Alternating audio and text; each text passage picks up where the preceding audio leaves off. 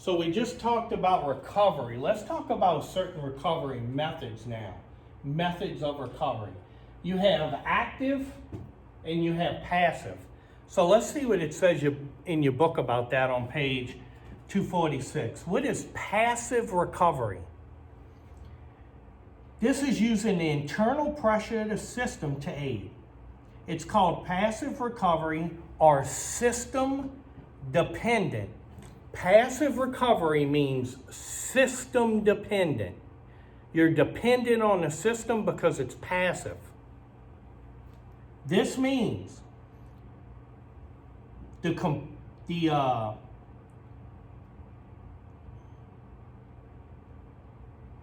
recovering the freon from both the low and high side of the system.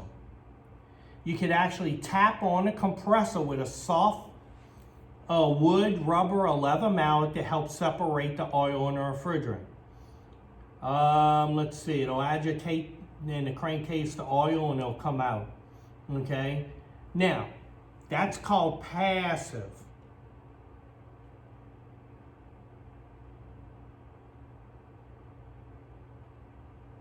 So, you're using the system's pressures to push it in the tank. So if you have a unit that's running, you can take the hose and shoot it from the high side back into the tank.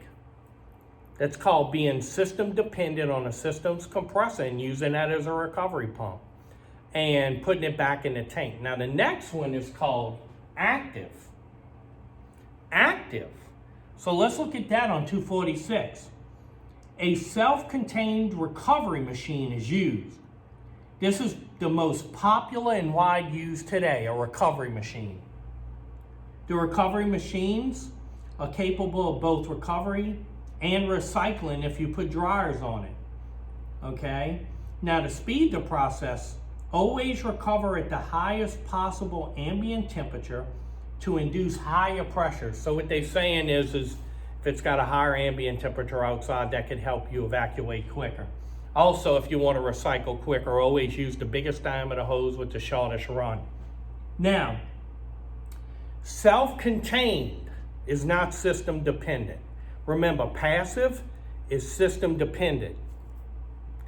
Active means it's self-contained and you're actively using your recovery machine. That's a good way to remember those two. Now look what it says. When you use that, you'll be doing this in the lab over and over and over too. Okay? Dedicate refrigerant cylinders to certain refrigerants and things like that. Now, here are some guidelines you have to use. These are all on the EP exam. They're written right here in your book. And you have this chart right here.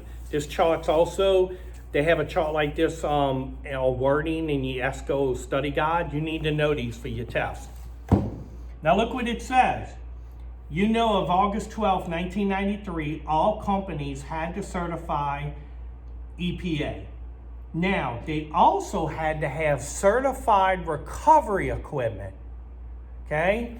You cannot take a vacuum pump with a propane tank and shoot it into the propane tank or use a window unit as a recovery machine. All these different contraptions they got, and they use it to put the refrigerant into the tanks. We don't do all that. You got to use a certified recovery tank. See, they knew you was going to try to do this though. Now look what it says. Equipment manufactured before 93 must meet certain regulations. After November the 15th, 1993, they have a different set. And after November the 5th, 1993, it had to be approved by HRI approved third party and meet standard 740.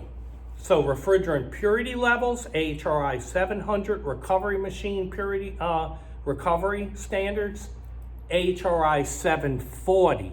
Don't get those two confused. There's 700 and 740. That'll be on your test Friday. Now, here are some guidelines it gives you. Okay, since November 15, 93.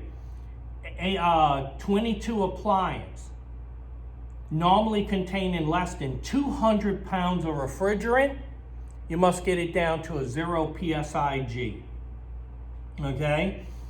R22, more than 200 pounds, you have to pull the system to a 10 HG vacuum. Other appliances, they got high pressure appliances, they got all of this.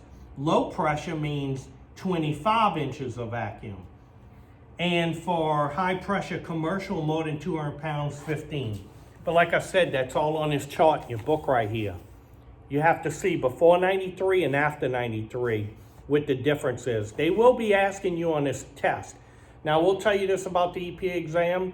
Normally, it's after 93. They want to know if you understand the new regulations. They're not really going to ask you too much about old regulations that don't count anymore.